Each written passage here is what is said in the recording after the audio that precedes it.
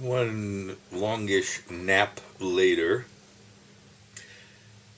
uh, reading a little at the beginning of a new crimi. I don't know if this is what kind of a crimi this one is. It's about stolen art, apparently. And now the first corpse has shown up, a young woman. And the detective, hired by somebody to try to find the art, uh, discovered the body. And he's known to the police. And of course, they have a little something on him, like he drove too fast in some previous adventure, and the perp that he was chasing and caught and somehow dispatched, I don't know, had a car crash, and so the police, the inspector, is a little leery of this character. Anyway, I don't know much about it yet. That's about it so far. Then I got up and nibbled a little and started pitting cherries, so-called Kaiserkirschen, Kirsche, gezuckert und mit Stein. Well, I thought they looked a lot like maraschino cherries, which I used to like, but my mother told me that the liquid was poison and you just couldn't eat a lot of those, and I guess that's so because of the large amount of sodium benzoate or something to preserve them. Whatever. Anyway, I thought this is a possibility for a next jello. I'm making from time to time, not every day, but making jellos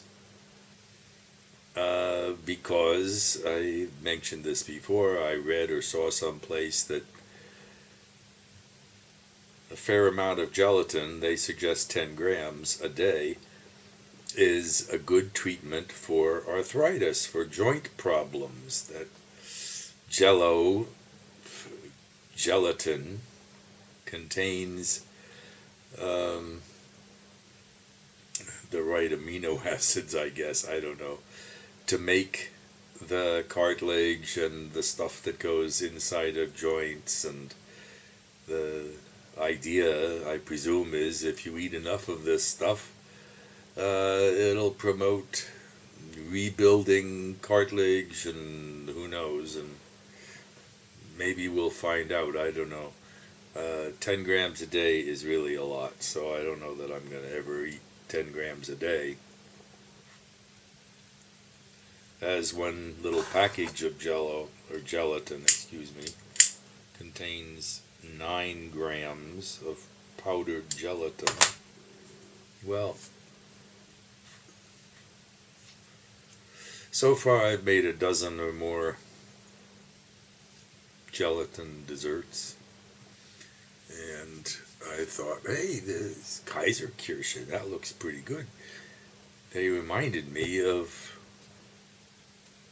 maraschino cherries, which as a child, I really liked. So I bought the jar and didn't really notice the mit Stein part. Opened it, took one out, and found the Stein.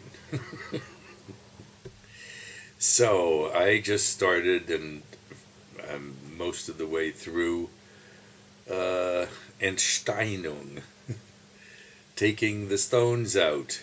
And how do I do that? Well, I used to have a cherry pitter, kind of a little bit like a hypodermic with a spring in it, and you stick a cherry down at the bottom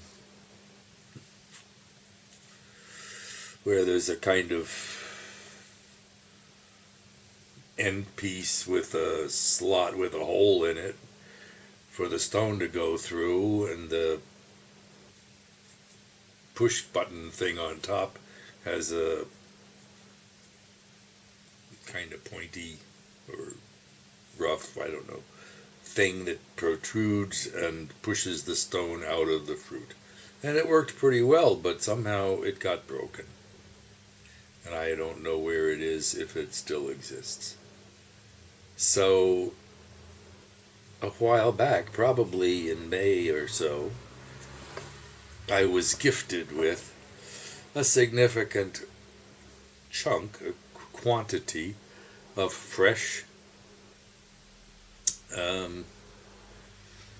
sour cherries by my friend and by a friend, and therefore felt obliged to pit them and use them to make something resembling a cherry pie, which I did. But I had to invent a cherry pitter. And what I discovered is that a discarded computer disc, cherries don't care whether it's a CD or a DVD, has about the right size hole for the pit to pass through with a little cherry, usually, not too much. And the proper tool, or the best so far discovered tool, for pushing the stone out is a cheap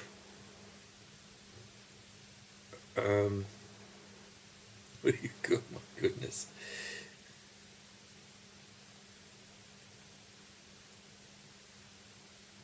One of these sticks that Asians eat with a cheap chopstick, the kind that are stuck together, made out of bamboo or something, apparently, and stuck together at the top, and they have a rough top surface. It's not smoothed out, it's not machined, so to speak. So it's got a pretty good grip on that cherry pit. So I stick this disc over a cup or something on the table, put a cherry on top of it, in the middle, over the hole, preferably with the stem end down towards the hole. The seed usually leaves a little easier that way than the other way. And just poke the back end, not the front end, the back end of the chopstick through the cherry. If the pit doesn't automatically detach, then just pick it up a little with the stick still there, push it against the side and pull up the side of the hole, and pull up, and there goes the pit. So I I invented my own cherry pitter, and now I'm using it, or just did, to do most of the Kaiserkirsche, which I'm planning to turn into a jello dessert with lots of fruit in it. So it's a mix, cherries with cherry flavored jello, one envelope, 9 grams, of the powdered gelatin ist für 500 Milliliter Wasser geeignet. So I may have to add something. I'm thinking of adding lemonade.